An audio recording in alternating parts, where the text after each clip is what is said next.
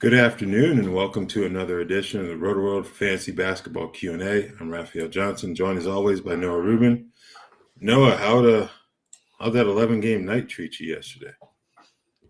I'm still trying to figure it out. I'll let you know when my mind fully wakes up, because it was a fairly late night, but it was good. And anybody else that stayed up to watch the World Series was up even later than me, so maybe I don't need to be complaining. But it'd been better if the Hawks won, but that was annoying. A lot of fun performances, though.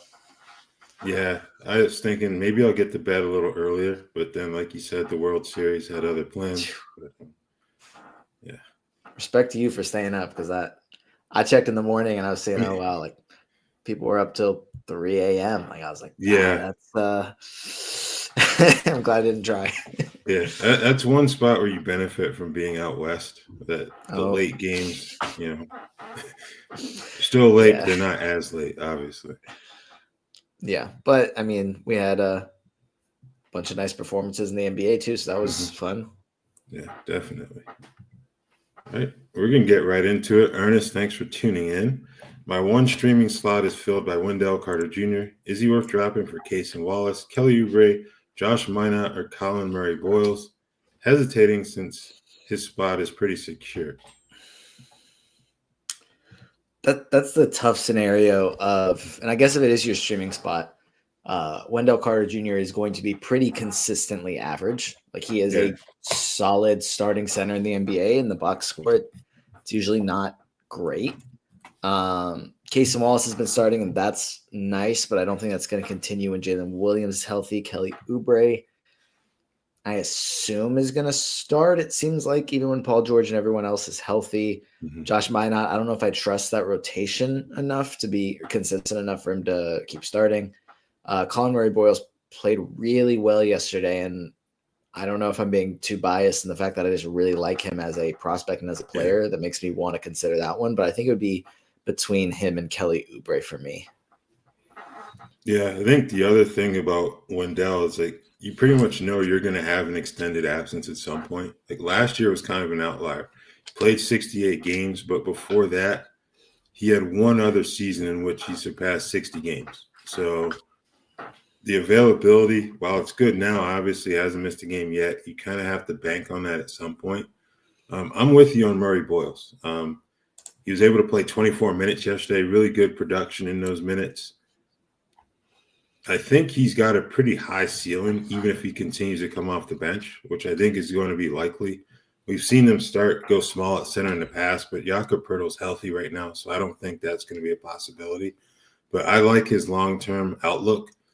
Kelly Oubre, I think he's similar to Wendell Carter in terms of the production. You kind of know what you're going to get. There's kind of limited upside there.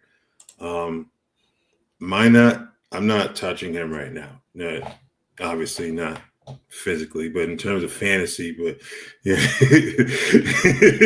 in terms of fantasy, I just think there are too many options in that front court that we really haven't seen separate themselves from the competition to really make him worth betting on. Wallace can be a top 100 player, but is there going to be a dip when Jalen Williams comes back? So I think Oubre and Murray-Boyles, like you said, would probably be the two I would consider. For Wendell Carter. Go ahead. One more note on Colin Murray-Boyles. Jakob Poeltl did leave early from their game yesterday with a back issue. Yeah. Don't know if that's like something that's going to keep him out for more than just the end of that game. But they did close with Colin Murray-Boyles in that lineup, and that was against Wemby. Yeah. So it was against Wemby. So it wasn't like they went with a smaller lineup. So it's not like they went with somebody bigger, like they trusted him enough to close out with the center. So that was interesting.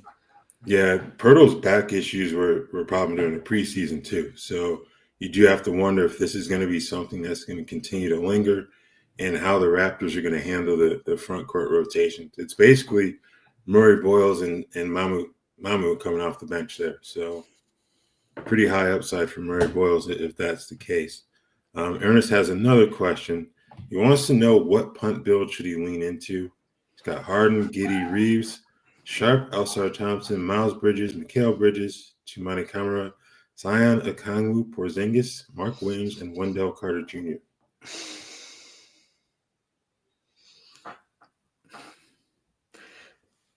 I feel like you're getting a lot of free throw value between James Harden and Austin Reaves. Yeah. And then you have Zion in there too. I feel like with this, like Zion maybe just doesn't fit this team super well.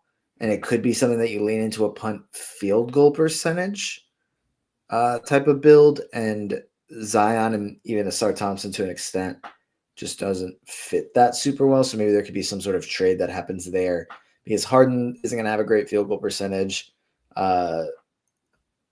Most of the rest of the guys, like that's not a strength for them is field goal percentage outside of Zion and Asar Thompson. And I guess Mark Williams as well, just because he is a more traditional center. Could 3-pointers also be an issue with this group? Or am I kind of reading too much into that? I think obviously Reaves can get you threes, Harden can, but I look at the rest of this roster. I'm not sure if there's going to be consistent, maybe Mikal Bridges as well, but I do wonder if you're going to have enough to really like win that category week in, week out. Yeah, I agree. I think Okongwu has been shooting more threes, and Porzingis is obviously shooting threes. Josh Giddey is not a great source of threes, but he's hitting a couple here and there. So yeah, I agree. Like I think that might end up being something that probably just isn't like there isn't someone on this list that's gonna get you like a ton of threes consistently. I feel like maybe that's just the highest standard, but yeah, sorry about that. But I feel like that's the punt build where you may not have to make a trade as opposed to like field goal percentage. And maybe you'd consider moving Zion to get value to help you with that punt build. Yeah. And I guess if you do lean into a punt threes, then probably I feel like that's like kind of a big part for Porzingis, especially this year. So maybe that is a move you can make, lean into punt threes and move Porzingis. So yeah. All right. MTS, thanks for tuning in again. Two of his favorites. I appreciate you saying that. You've got Pirtle and Ace Bailey. How long of a leash do they get? 12-team, 9-cat, head-to-head daily, and both have been headaches. I agree with that sentiment. Man, I mean, yeah, the Pirtle one is that's some foul trouble there, right? He fouled out of the first game, had 5 fouls each of the next 2, and then this last game exited early with the back. So maybe we'll get a game where nothing happens and he can play a full role, but that just hasn't happened yet. Yeah. So, but they're not gonna like bench him or anything like that. And you shouldn't drop him. Ace Bailey, I think I'd be more open to dropping, but like he can't still be sick because I know that was like a factor for like that first game where he's dealing with an illness, but he's playing through it. But he's just been getting even less minutes, honestly. So he'll figure it out at some point, but he's not somebody that I'm like I have to keep on my roster. Yeah, I think Bailey would be the one I would look to part ways with now. I would probably try the trade route first, see if you can sell someone on the long-term value and get something that'll help you in the short term in return. Because they've got a lot of young wings on that roster too. Even though he's the most recent lottery pick, you've got Bryce Sensabaugh, Kyle Filipowski. He's not a wing necessarily, but you know he's going to play a good amount. He's starting. For some reason, they're still starting Svi Mykhailiuk. He's played reasonably well this far, but you're talking about rebuilding and looking for long-term upside. I don't know how him playing 30-plus really fits into that, but they pay Will Hardy to make that decision, not me. So got Taylor Hendricks in the mix as well. Cody Williams is really disappointing as a rookie, but again, lottery pick. They're going to try to see what they have there for as long as they can before kind of giving up on him. So I think Bailey would be the one I would look to move on from in the short term. Yeah, he could end up being like a post-trade deadline target. I was kind of preaching this all summer, but like Lauri Markkanen has a really good chance of getting traded if he's playing this well. So Ace Bailey could be like an absolute fantasy stud during silly season. Yeah, agree. Okay. Are we selling high on Austin Reaves in LA, or are we riding the production? I'm selling high if you can. Because I mean, like when Luka's back, like he's played so freaking well, and Yeah. it's really impressive. But Luka Doncic is going to be back next week, and then eventually LeBron James is going to be back, and it's like you're just not going to see that level of production consistently. So if you can sell high and get someone that's more of a guaranteed second round producer or something like that, then yeah, I'm absolutely doing that. Yeah. As good as he is, this current run just feels unsustainable. Even if Luka and LeBron remain out for a bit longer than expected. But yeah, I think I would have to sell high here. I'm usually someone who likes to hold on to a player who clearly is going to have a prominent role in that rotation, even after those guys return. But he scored, what, 92 points over the last 2 games? Like, come on. You know, as good as Austin Reaves is, I don't think he's going to be able to continue averaging 40 plus, while those guys are out. No, but I think this last 2 games, and honestly just this whole season so far, it does a lot for his dynasty value because LeBron's, I mean, what, he's got 1 or 2 years left, and then Austin Reaves, like, I mean, it's LeBron, so who knows? But if it's Austin Reaves and Luka kind of taking the torch after LeBron retires, like Austin Reaves is showing just how good he can be next to Luka and what he can be when Luka's out if he ends up elsewhere. So it does a lot for his dynasty value. Yeah. Okay, let's see here. And he also has some regrets on using a second-round pick to take Amen Thompson. Do you think he figured it out in returns value? I think that could be 2 separate answers. I think that he does figure it out and has a really strong season. Will he end up returning second-round value? I hope so. Like, I think he can get close to that. It doesn't feel like it with what we've seen so far, though, which is definitely a bit concerning. Hopefully he does. Yeah, I think he can. The second round felt a bit like bit of a reach for him, especially when you consider like you're punting 3-pointers for one. That's at least one category you're going to be deficient in with him, and they're trying to figure out who's going to be making the plays. Thought if you're going to use a second-round pick on any of those young Rockets, it would have been Şengün, just because of how well he played over the summer and his playmaking ability, in addition to the double-double. So I think Amen will figure it out. Like Noah said, second round, I'm not too sure about that, but I probably wouldn't have gone that high for him. Got another Amen Thompson question a little bit further down. While you're looking for it, I did go that high for Amen Thompson. So like I'm that's why I'm like a little bit more pessimistic. Okay. So KK wanted to know if you're optimistic about him for the rest of the season or worried. I'm not too worried right now, personally. I'm not like stressed out to the where I'm like, oh my gosh, I ruined my season. But like, yeah, I was expecting him to come out of the gates firing, and that hasn't happened. Do I think he will be much better and eventually play like a second rounder? Yes, but do I think he's going to like return that value over the course of the full season? Maybe not. Okay, last question from MTS. Any idea why Santi Aldama's minutes are so low, even with the depleted front court? Love his upside, but it's obviously capped if he can't get more than 22 minutes. Is he worth holding on to? 12-team, 9-cat, head-to-head daily.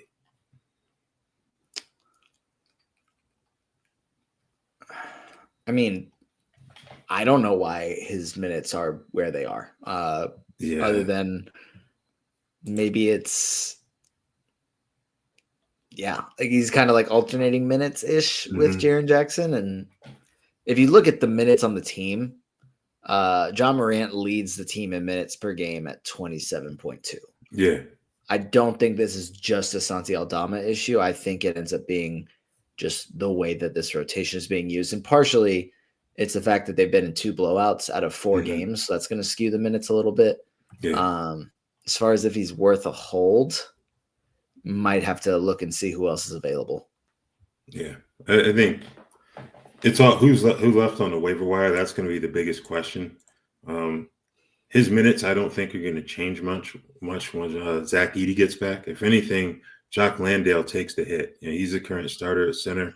you can't really play Aldama and Jaren Jackson Jr. together just because their skills are kind of redundant, I think. That's what it looked like last season. So maybe we're not seeing as much of that this year.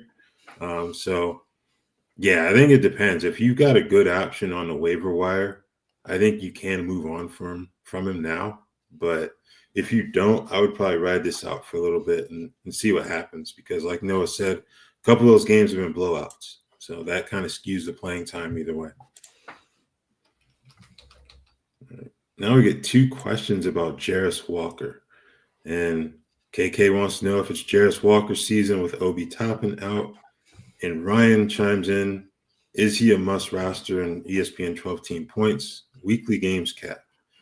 And he also adds, should he drop Nickeil Alexander-Walker, Josh Minot, or Chris Middleton?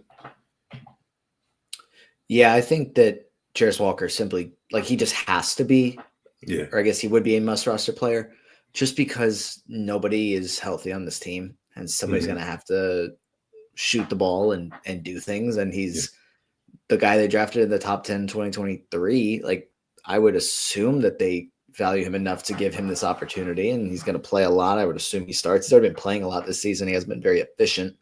But I think, Obi Toppin's out a month. So like that's a pretty safe role for Jrue Walker. So yes, I would roster him. And I think between these 3, Josh Minot's probably the one I'm dropping. Just again, least safe role there in Boston. He's like too many starting lineup changes and only 1 start for him. But he was good. Like, it was cool to see. Yeah, Jrue Walker. Like, who else in that front court do you trust? You have Jay Huff. Who else is healthy? Isaiah Jackson and James Wiseman. The last 2 are James Wiseman got waived yesterday. He got – oh, wow. They signed Mac McClung. That's what happens when you get the night off. You don't realize it. They waived James Wiseman to sign Mac McClung to get some backcourt help. Okay. So, yeah, it's yeah. There's not many options. Yeah, Isaiah's coming off an Achilles tendon rupture too. So I'm not too familiar with their G League roster. Maybe one of those guys gets called up at some point. But, yeah, I think Jrue Walker, you pretty much have to pick him up at this point. And Ryan also asked, would you take Walker over Shepherd or Jay Huff in a 12-team ESPN points? I'd rather have an empty roster spot than Jay Huff right now. So, yeah, I'll take Jrue Walker over Jay Huff. Yeah, I'd consider Ben Shepherd. I think he's going to have a pretty sizable role and continue to have one. But, yeah, I think Jrue Walker, just because of the lack of options, you got to go with him right now and just see where that takes you. I think between these 3, I'd have Jrue Walker first, then Ben Shepherd. His role is safe, but he's just not a great fantasy option. But he is going to play a lot, and he will be somewhat productive. Yeah. And then Jay Huff, just looking at their last game, he started and played 16 minutes. With all the injuries they have, with Obi Toppin going down, only played 16 minutes. Like, him and Isaiah Jackson both have been fairly disappointing. Fairly's probably underestimating it a little bit. Like, Tony Bradley's been the best center on this team. So I wouldn't be shocked if there was multiple starting lineup changes for their next game with Jrue Walker, if not bumping in. Like, I would assume that he was in the starting line. I don't know how Rick Carlisle's going to have this lineup work, but yeah, definitely Jrue Walker is probably my favorite between the 3. Yeah, Shepherd seems to have greater value to the Pacers than he does fantasy basketball. There's nothing wrong with that, but he still gets paid regardless of what his fantasy production's like. So, hey, man, good for him. HW wants to know what we think of Colin Gillespie for the rest of the season when Jalen Green is back, and also Daniel Gafford. So I think this was a phenomenal game from Colin Gillespie in their last game. 13 assists off the bench was awesome, and he's been a solid backup all season, but like nothing like that. It's difficult to imagine him holding standard league value even while Jalen Green remains out, even though he did play really well in their last game. Don't really think he's able to maintain that. And then with Daniel Gafford, it's tough because Derek Lively's like you would expect when Daniel Gafford out. Okay, Derek Lively's playing 36 minutes per game and Anthony Davis playing center when Lively's not out there. But that hasn't been the case. Lively's only been hovering around 20 minutes per game. So does that change? Like, I could see Daniel Gafford being at 15 to 20 minutes per game, and he can be decent in that role. But I think you have to have a pretty specific punt build for that to really work well. Yeah. In terms of Gillespie, he feels like a lesser version of what TJ McConnell is when healthy for the Pacers. He can give you value off the bench, but I don't think he's going to be good enough to hold on to once they get Jalen Green back. Gafford, I'm thinking just outside the top 100 will be his ceiling. That's where he was last year. I think we'll get maybe a little less of a timeshare once both of those guys are healthy, just because Lively's a lottery pick that they're looking to invest in. So I don't like his ceiling, but his floor feels relatively safe in terms of Daniel Gafford. Right. Evan wants to know 9-cat head-to-head, Malik Monk, D'Angelo Russell, or Brandon Pajemski? Probably D'Angelo Russell last, which he's had a couple okay games, the last 2 games, or one good, one okay. I'd probably have him last. It's tough because Malik Monk has been on fire to start the season, so I think you kind of have to rank him first here among this group.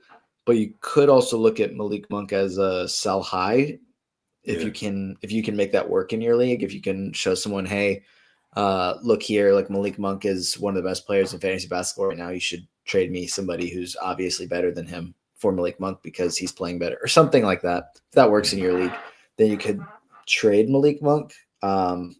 But I guess right now I'd probably rank Monk, Pods, D'Lo. Yeah, I'd agree with that. And Monk would be the one I would try to move, see if we can get some value. Because I think Pajemski, I like his overall value a little bit better, but the explosiveness of Monk as a scorer puts him on top right now. But again, it's Sacramento, which is why I would consider looking for a trade, because it just feels like something's going to go left. And you also have to remember, they're doing this without Keegan Murray right now. I think he's going to end up siphoning some usage from guys once he returns. So that's how I would evaluate Monk at this point. The most productive at this stage, but he's also the one I would look to actively trade because of that production and the current rotation. All right. Rizzy McGuire asked, trade Zion for VJ Edgecombe in a category dynasty league. Yes. You can't do that with the Zion profile picture when you're asking the question. Wow. You got to with friends like these. Change it to VJ Edgecombe and then make the trade. I had VJ ranked higher in dynasty leagues before the season, and he's been incredible to start the year. And now Zion has a foot injury, which he's saying isn't going to keep him out long, but like that just scares me way too much. I hope it doesn't. Yeah. But yeah. Yeah. Go ahead and make that trade if you can do that. Brian, welcome back to the show. Are all of your leagues just for fun / bragging rights, or do you have money involved? I have a bit of I have both types of leagues. I would say more so have money involved. I'm not one that puts insane amounts of money into one individual league. I have a rough budget that I try and spread out between a bunch of leagues so that I can have more fun. But if I don't have anything on there on a league, then I'm absolutely one that will start carrying a little bit less and still set my lineup, but I'm not going to be as active on the waiver wire or things like that. Yeah, I'd agree with that. I don't have any big money entries. I'm a big believer if you can't afford to lose it financially or mentally, you shouldn't put it up. So I think that would be my advice to anyone who's thinking about getting into fantasy sports. Be honest with yourself about your limits and what you can or can't kind of take from a loss standpoint. Bragging rights are kind of tricky. I've seen some of these forfeits that guys have done for like last place finishes and whatnot. I'm not getting involved in any of that. I do play in a couple free leagues, but we're not going to be doing any like embarrassing human tricks or what have you for the internet. That I don't sign up for that type of stuff. All right. Brian also asked us to rank these 3 players: D'Angelo Russell, Russell Westbrook and Jaime Jaquez. D'Angelo Russell, Jaime Jaquez, Russell Westbrook. Can I just rank Jaquez? Can you just rank Jaquez? Sure. I'm not going to stop you. I think if I had to pick second and third, I would go D'Lo second and Westbrook third. Because D'Lo, his role may be a bit larger until Kyrie returns. But then again, that wasn't the case in the first 2 games. So yeah, that unpredictable aspect of it is a concern for me. Russell Westbrook, I think we know what he is at this point in his career. Coming off the bench, he's getting good minutes, but the upside is extremely limited. I think Jaquez, he's off to a good start, and I like what he can potentially do in Miami in the long term, even with Jovic getting that contract extension. So give me Jaquez first. And lastly, we already talked about the Pacers. That building might be cursed. If you follow the WNBA at all, the Fever were decimated by injuries this year too. So, yeah.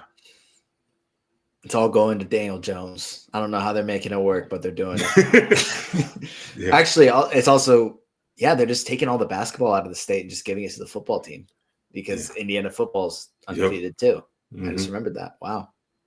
Yeah. No longer a basketball state, I guess. All right. Trey Tail asked, do I hold on to Trey Jones when Kobe White returns or look for other point guard options? 12-team 9-cap. I think you're probably going to have to look at other options. I think he's playing really well right now. It might be a good idea to try and trade him before Kobe White gets back if you're able to get anything.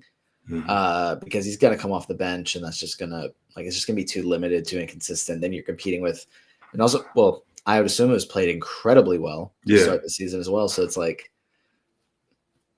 I think I'd look at other options.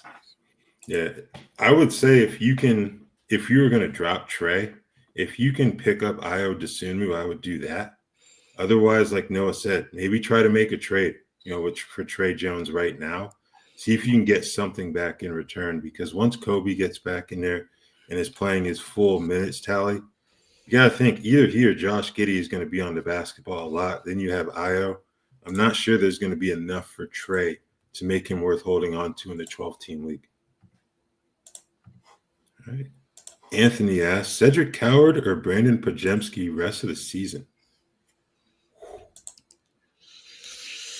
Oh, that's tough because I really like Pod's preseason. And I'm not wanting to give up on him. Mm-hmm. Cedric Howard's been so good. And he's only played a couple of basketball games. And that's the thing is, last year he played 6 games at Washington State. And then before that was playing at, I don't remember what school, it was even smaller school. And now he's just he hasn't played much officiated basketball over the past 2 years. And he's walking into the NBA and doing this. I would find it difficult if I had Cedric Howard on my roster to not keep him on my roster. But I don't really want to drop Pod. So if there's another option, I'd probably look to drop someone else. Yeah. Before Washington State, he played 2 years at Eastern Washington. So, okay. That's what it was. Yeah. So, it was funny. He didn't shoot well when he came back during the preseason. He didn't seem too concerned about it. And obviously we've seen thus far good reason to not be concerned. Thus far, Coward has been more along the lines of what I think I and many other people thought that Jalen Wells would be with a year of NBA experience under his belt. He's kind of underwhelmed thus far. But this is a really tough question because I think Podziemski has top 100 value when he's playing well. Now, that can be limited a bit by coming off the bench just because of Kuminga starting. So I guess for that reason, I would go Coward. I would take that swing and see what you have there, because I think they're going to have to rely on him a bit more than maybe they expected, especially after the Desmond Bane trade. All right. Anthony also asks, is Ryan Kalkbrenner a long-term rest of season investment or use his spot to stream? I think I'm keeping him rest of the season. I think that's why you drafted him in the late rounds, is knowing he's not going to pop the way some other rookies are, but that he's got a chance to start and he can and probably will play a lot. So, yeah, I think he is a guy to keep around rest of the season. Yeah. As a member of the Ryan Kalkbrenner bandwagon, I would hold on to him. So, yeah. All right. Following up, this from MTS. Would you drop Bailey or Aldama for any of Royce O'Neal, Colin Murray Boyles, DeAndre Hunter, Moses Moody, Russell Westbrook, or Colin Gillespie? Give me Murray Boyles. I was going to say that's probably who I'm looking at as far as who I feel can replicate their production from the last couple days. So, yeah, I think I'd probably drop Ace Bailey and pick up Colin Murray Boyles. Mm-hmm. Yeah, I'd agree with that. Okay. We buying low on Dyson Daniels, and should I sell my Jalen Duren? I mean, Dyson Daniels has to eventually figure out something on offense. Like, it's not going to be this bad all season. So I think it probably is a decent opportunity to buy low on Dyson if you're able to. And he fits your team build pretty well. But there may be some more offensive struggles coming up. It's been pretty bad to start this season. Don't really see a reason to trade Jalen Duren, though. He's been not able to play he hasn't played a ton of minutes, which I don't even think I'd really kept an eye on, but when he has, he's been dominant. So no, I don't think I'd really be looking to move him right now just after a few games. Yeah, I think the most concerning thing for me with Dyson Daniels are the shot attempts, not so much the percentage. He's averaging 6.3 per game. Last year, he got up a little over 12 per game. So that's going to be the biggest thing for him. Is it a byproduct of the additions they made to that roster and he's kind of taking a back seat? Can he be more aggressive on that end of the floor? I think he can.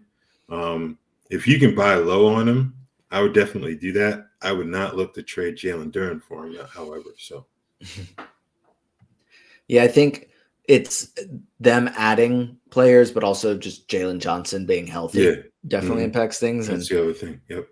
With everyone healthy, like if Dyson Daniels is to take shots, you don't really want him forcing the shots. You'd rather someone else in that starting lineup force the shots. So that's the tough part here if he doesn't figure things out quickly. All right. Let's see. Still haven't heard any news on Kevin Porter Jr. At some point, do I drop him and pick up Rollins instead or wait it out?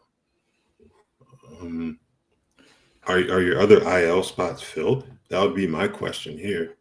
If you can put Porter in an IL spot and then pick up Rollins, I think that would be preferred over dropping him outright because he's still going to play a big role once he returns.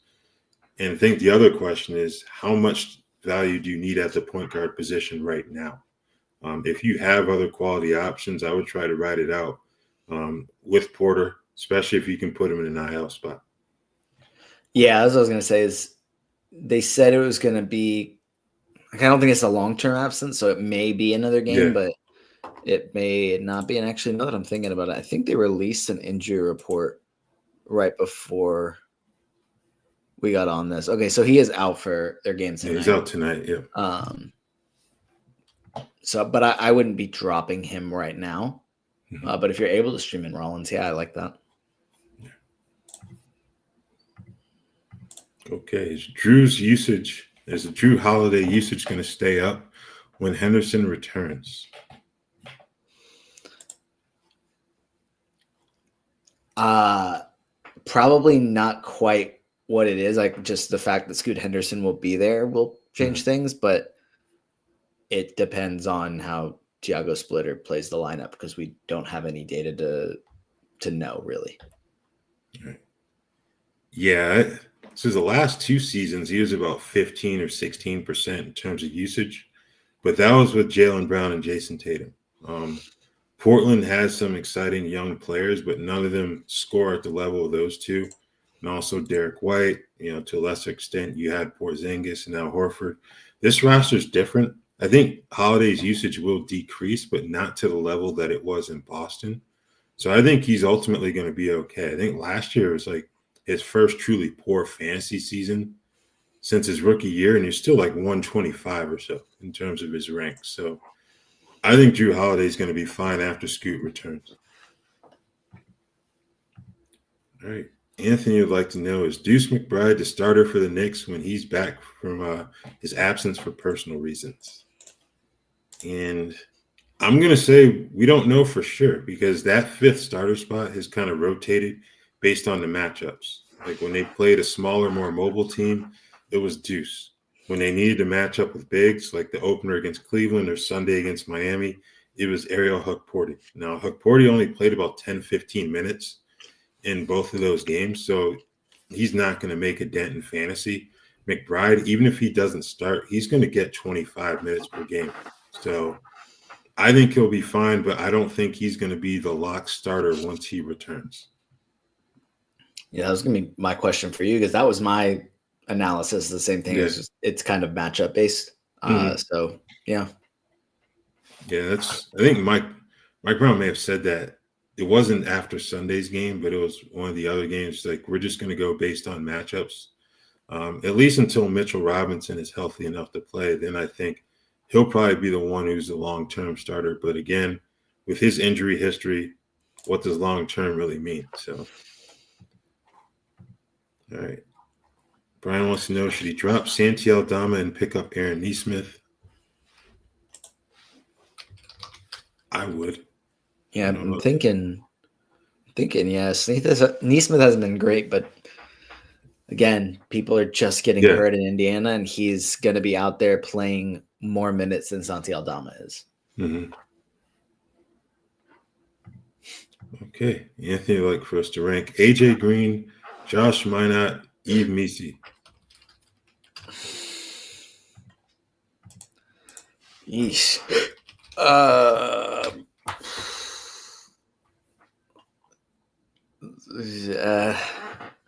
Goodness. Probably Missi last, which is weird to say. Mm-hmm. And that's because I think Josh Minot has had more productive starts than Yves Missi this year, and he's had one. Yeah. And then AJ Green is probably first. I don't know. I don't feel great about any of these guys, and I apologize if these are your three options. I hope this isn't just like a 12-team league. Yeah, this is like the Hawkes question from earlier for me. Like, I'll take AJ Green, and then I think I would go Missi second just because of the Zion injury. But I'm not too big on him in terms of fantasy either, just because you got Derek Queen waiting in the wings. DeAndre Jordan played rotation minutes last night. Now, he only played 11 minutes, but the fact that they had to bring him out of – he didn't retire, but he wasn't on a roster when they signed him. Joe Mazzulla said that they brought him off the street and he dunked on y'all. Like, that's what Joe Mazzulla said. He said that in a timeout. They were reporting on that. He said they brought this dude off the street 4 days ago, and he came in and dunked on you. Like, you got to play better defense. So no, you could say it. You could say it like you're just quoting a coach, you know. All right, so yeah, I would go Missi second, just because they really don't have great options, at least until Derek Queen gets up to speed. So. Okay, Kyle would like to know, better pick in 9-cat head-to-head after last night. Josh Minot or Colin Murray Boyles? Better pick up, I should say. Yeah, I'd say Murray Boyles. I like what Josh Minot did, and I think he's worth keeping an eye on. Yeah. But the Murray Boyles' place in the rotation feels a lot safer. Mm-hmm. Agreed. Okay. Should he buy low on Josh Hart? And should I trade either Tobias Harris or CJ McCollum for him? I don't think I'd consider Josh Hart a buy low. I think that's just kind of what his role's going to be this year. So the second part of the question, I feel like, is almost like a whole separate thing, though. Like, would you rather have Tobias Harris, CJ McCollum, or Josh Hart? I think off the top of my head, I'd rather have Tobias or CJ McCollum, unless you're worried about CJ being a shutdown candidate, because he absolutely is one. Yeah, that would be the variable for me. Like, I would consider Tobias more so than CJ in terms of a trade, but I think I'd rather have Josh Hart. Especially if you're competing in a category league, there are areas other than scoring where he can really help you. I think a bit more so than the other guys. So I would keep Josh Hart. I would have Josh Hart on my roster at this point. If I were to trade either one, I would trade CJ for him, though. Okay. Brandon Miller's shoulder injuries. Any thoughts on that? Would you consider him injury prone or just bad luck? Should we try to trade as soon as he returns? I don't think you can consider him injury prone. Yeah. It has just been bad luck to have freak injuries. Like I think this is kind of my thing with Jalen Johnson all summer was like, you can say, hey, he's a high flying athlete that may have some ankle issues here and there, but the shoulder injuries are not anything to do with that. They're just random occurrences. So it is just bad luck. There was some speculation. I mean, he's seeking a second opinion on the shoulder injury, so that's not a great sign. So could you try and trade him as soon as he returns? You can, but ask us in like a month, because that might be when that's actually happening, and then we can give you a more definitive answer, because it's probably not. Like, there's a decent chance that it takes a little while. Yeah, he did play 74 games as a rookie. I think his most significant injury then was a sprained ankle. So I wouldn't call him injury prone just yet. And I would hold on to him. He's going to be a key figure in Charlotte whenever he returns. So again, I would just have some patience here. Let's see what that second opinion is all about and go from there. I don't know. I don't look at him like I look at, say, a Zion Williamson from an injury standpoint. So, okay. James has Ryan Dunn, Taylor Hendricks, and Ace Bailey in a 14-team, 14 category Roto League. What should I do with these three? Wait and see or drop one of them for Isaiah Jackson, Moses Moody, or Terrence Mann? So I feel your pain, because Ryan Dunn and Taylor Hendricks were two of my favorite late round guys. I think I wouldn't be opposed to dropping any of those three right now, but for those three options, I think I'd rather hold on to Dunn, Hendricks, and Bailey. Like, there's no reason to pick up Isaiah Jackson right now. Terrence Mann played really well in their last game, but you're not really picking up Terrence Mann. He's just not going to produce consistently. Like, him having a 21-point game while sharing the floor with Cam Thomas and Michael Porter Jr., like, that's just not going to happen often. Moses Moody had a good game recently, but his role, he's probably the one you could probably make a case for. And between the three, I think I'd drop Ace Bailey. I think. I don't think there's a ton of separation between those three. But Moses Moody would probably be the one I'd prefer. But yeah, I think I'd probably just hold. Yeah, I'd consider dropping Bailey for Moody. But that's only considered. Like, I don't think I would. Those aren't the most impressive options for pickups. So I definitely would not deal with Jackson. And as Noah mentioned with Terrence Mann, may have scored 21 the other night, but there's no guarantee he gets 5 the next night, because you've got two guys who are volume shooters on that roster. They're getting theirs come hell or high water, and sometimes guys like Mann can suffer as a result. So, yeah, I don't think I would be picking him up even in a 14-teamer at this stage. Okay. Thoughts on Mark Williams moving forward? Do you believe last night was an outlier, or could he average around 22, 10, and 1 and 2 blocks? 22, 10, and 1 with 2 blocks. Man. Whew, if he could do that, that'd be really nice. I don't think last night was an outlier, but I don't think that he can average 22, 10, and 1 with 2 blocks. Like, last night was a good game, but I was questioning whether or not that was enough to move him into the starting lineup, because it's been Oso Ighodaro and Nick Richards playing some minutes as well. For some reason, Haman Malawaj hasn't been getting anything. I think it was a good game, and I'm hoping that we can see more like that from him. Yeah, he played 31 minutes last night. So I feel like that's a sign that the minutes restriction is about to fall by the wayside if it hasn't already. But 22, 10, and 1 with 2 blocks, I can't see that happening. His best year was, let me bring it up here, it was last season, 15, 10, and 1.2 blocks, 2.5 assists. I think if you can get 15 and 10 with 1 or 2 blocks per game, you're pretty satisfied as long as he can stay healthier than he's been. Remember, he hasn't reached 50 games in any of his seasons thus far. So I think that's the other factor we have to consider with his fantasy value. Okay. What's the Scoot Henderson rest of season value in a Roto league? Do I stash him? I mean, yeah, I'd stash him. When he gets back, I mean, I think that he'll be in for his best season, but by how much? That's the question. But yeah, he's not a guy to leave on the waiver wire. I don't think in the head-to-head or in a Roto format. Just in a Roto format, I guess the question is how much are you able to offset his issues with field goal percentage and turnovers?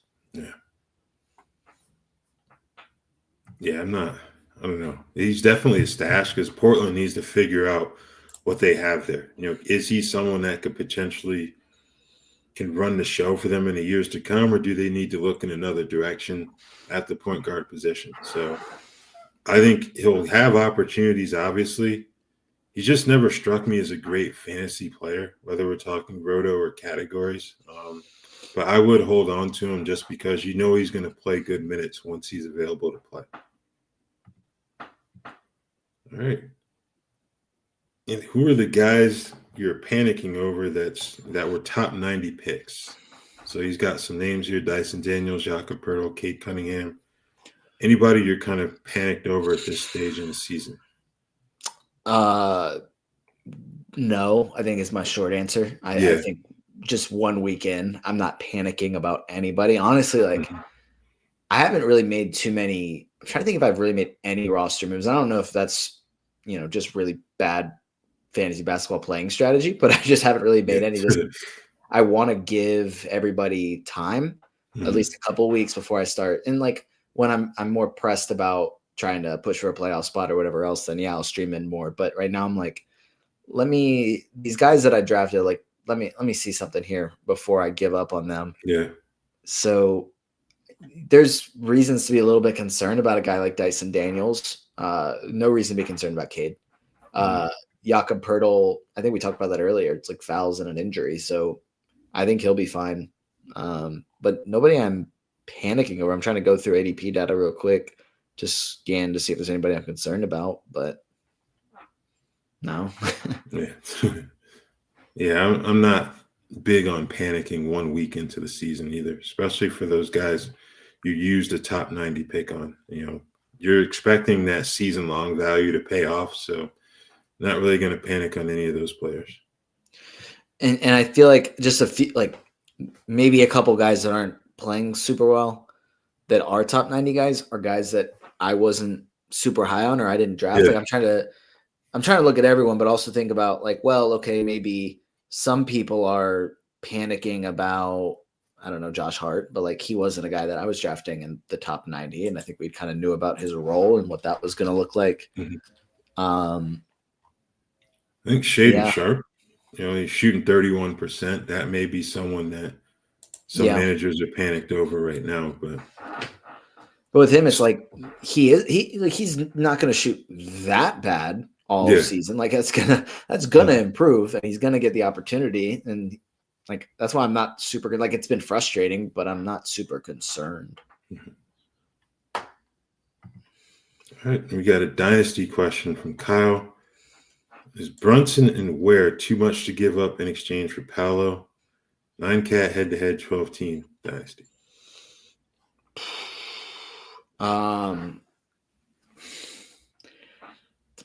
Probably about. I don't think it's too much to give up. I think it probably value-wise is a slight overpay, but I think that's just kind of the price you have to pay to move up. You're trying to move from Brunson to Paolo, and you're adding in Ware to make up that difference. So I feel like you can look at it value-wise and say that it's too much value, but that's just what it's going to take to get a guy like Paolo that's younger than Brunson and, different stats that Brunson's better right now. I'm also a little bit lower on Ware than I think some other people might be.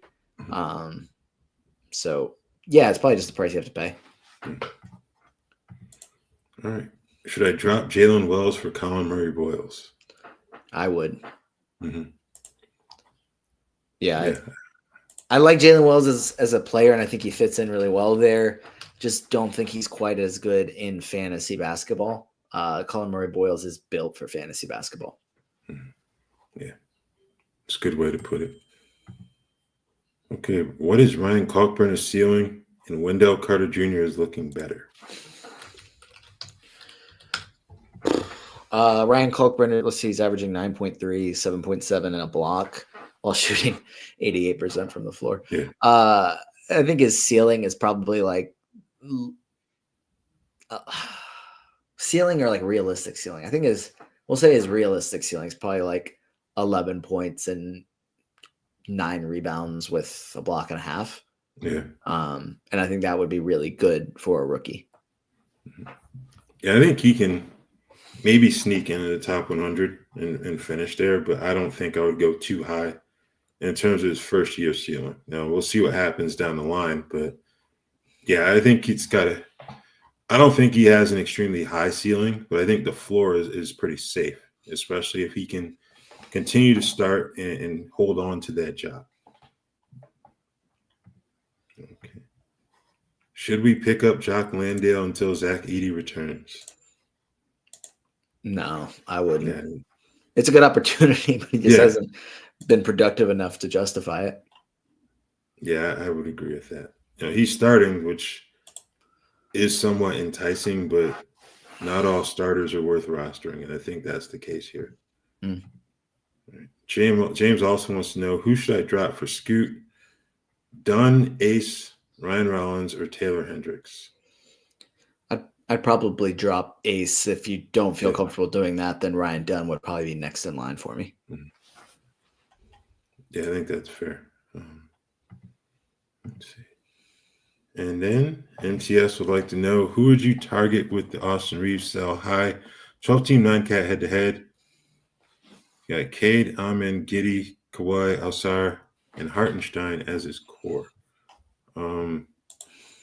This is always a tough question in terms of giving exact names, because a lot of those guys you want to target in a sell high, you're not going to be able to get them, but I think you can probably aim for like maybe a first or second round, that's a late first or early second type guy, but I don't even know if you're going to get that. If someone offered you Austin Reaves for, well, he has Amen Thompson. Austin Reaves for Trae Young, would you do it? Oh, man. I probably would do it, honestly.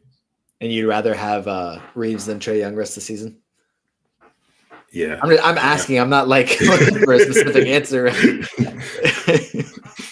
Yeah, I can see it now. Knicks fan prefers Austin Reaves over Trae Young. Wonder why. But goodness gracious, Raph. Yeah. I set you up with that. He took the bait. But yeah, I think I would, just because Trae's situation isn't like Dyson Daniels, as we discussed earlier, but you have more options offensively, and you have a healthy Jalen Johnson. I think he's going to end up taking a back seat, and he didn't really get you defensive stats, really, and you have to deal with the turnovers. That's not a huge deal for me personally, but I think for those reasons, I would take Austin Reaves, because maybe LeBron comes back at some point and is his usual elite self, but he's also going to be 41 in December. So I don't know. I think I would rather have Austin Reaves in that scenario. So, I mean, if you're looking to sell high, Trae Young is an option. Let's see. I think Jalen Williams is an option, just off the sense that he's still hurt. Played, yeah. Mm-hmm. And that one might actually be like the Trae Young one. I think it's just going to kind of depend on who the manager is in your league. Jalen Williams, I feel like, is a pretty realistic one. I'm just looking at guys who were going in the first couple rounds. But yeah, I mean, like that's it's been a phenomenal start to the year. The fact that a guy that is going or was going late first, early second round in drafts could be an option to trade Austin Reaves, like that says a lot. Yeah. It's a good way to put it. I think with that, we'll probably call it an afternoon. That's the last question in the queue. Thank you guys for tuning in as always. Thanks for sending in some really good questions. We will be back on Friday at 2 p.m. same time, and we're 2 times a week with the Q&A. So as always, feel free to bring in your questions and take care.